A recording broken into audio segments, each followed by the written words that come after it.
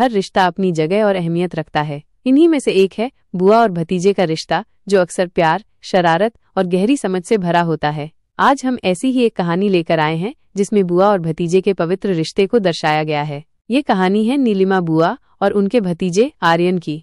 नीलिमा एक खुशमिजाज और अपने सिद्धांतों पर चलने वाली महिला थीं। उनका मानना था कि परिवार ही सबसे बड़ी पूंजी है। उन्होंने कभी शादी नहीं की और अपना जीवन अपने भाई भाभी और उनके बच्चों को समर्पित कर दिया था। उनके लिए आर्यन उनके बड़े भाई का इकलौता बेटा, सिर्फ भतीजा नहीं बल्कि उनका अपना बच्चा था। आर्यन भी अपनी बुआ से बहुत प्यार करता था। उसके लिए उसकी बुआ एक दोस्त, एक मार्गदर्शक और कभी कभी तो एक हमराज भी थी। आर्यन के बचपन में उसकी बुआ ने उसे हर कदम पर संभाला था। जब वो छोटा था और स्कूल जाने से डरता था तो नीलिमा बुआ ही थी जो उसे कहानियां सुनाकर और उसके पसंदीदा खिलौने दिखाकर स्कूल के लिए तैयार करती थी। जब उसे बुखार आता था तो नीलिमा बुआ रात भर उसके सिरहाने बैठी रहती थीं और उसके माथे पर ठंडी पट्टियां रखती थीं। आर्यन को याद है कि कैसे जब वो साइकिल चलाना सीख रहा था और कई बार गिर गया था तो नीलिमा बुआ ने उसे उठाया, चोट पर दवा लगाई और उसे फिर से कोशिश करने के लिए प्रेरित किया। उनकी गोद में बैठकर सुनी हुई कहानियां, उनके हाथों से बना स्वादिष्ट खाना और उनके प्यार भरे स्पर्श ने आर्यन के बचपन को और भी खूबसूरत बना दिया था।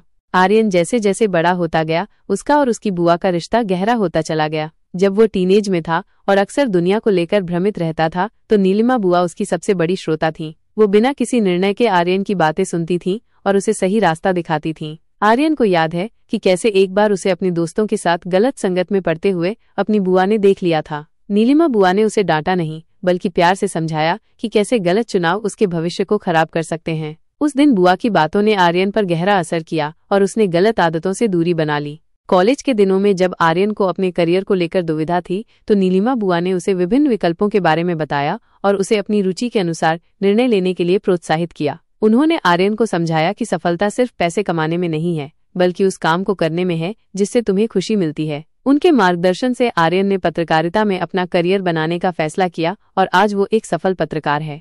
लेकिन हर कहानी में उतार चढ़ाव आते हैं। एक समय ऐसा भी आया जब नीलिमा बुआ की तबीयत बिगड़ने लगी। उन्हें एक गंभीर बीमारी का पता चला।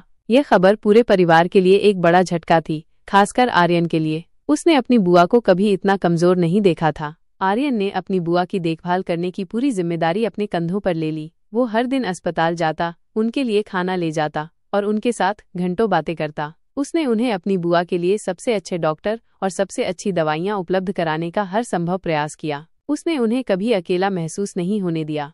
नीलिमा बुआ के इलाज के दौरान आर्यन ने अपनी पत्रकारिता के काम से छुट्टी ले ली और पूरी तरह से अपनी बुआ की सेवा में समर्पित हो गया। कई बार ऐसा होता था कि वो रात भर बुआ के पास बैठा रहता और उनसे बातें करता रहता। वो अपनी बुआ को हंसाने की कोशिश करता, उन्हें पुरानी यादें ताज़ा करवाता और उन्हें बताता कि वो कितनी मजबूत हैं और कितनी जल्दी ठीक हो जाएंगी। आर्यन का प्यार और सेवा देखकर डॉक्टरों और नर्सों को भी आश्चर्य होता था। वे कहते थे कि आर्यन का प्यार और समर्पण ही नीलिमा बुआ को ठीक होने की शक्ति दे रहा है। समय के साथ नीलिमा बुआ की हालत में सुधार होने लगा। डॉक्टरों ने कहा कि ये आर्यन की अटूट सेवा और बुआ की मजबूत इच्छा शक्ति का ही नतीजा है। जब नीलिमा बुआ पूरी तरह से ठीक होकर घर आईं तो पूरे परिवार ने खुशी का जश्न मनाया। आर्यन ने अपनी बुआ के ठीक होने पर सबसे ज्यादा खुशी मनाई। आज नीलिमा बुआ स्वस्थ हैं और आर्यन अपने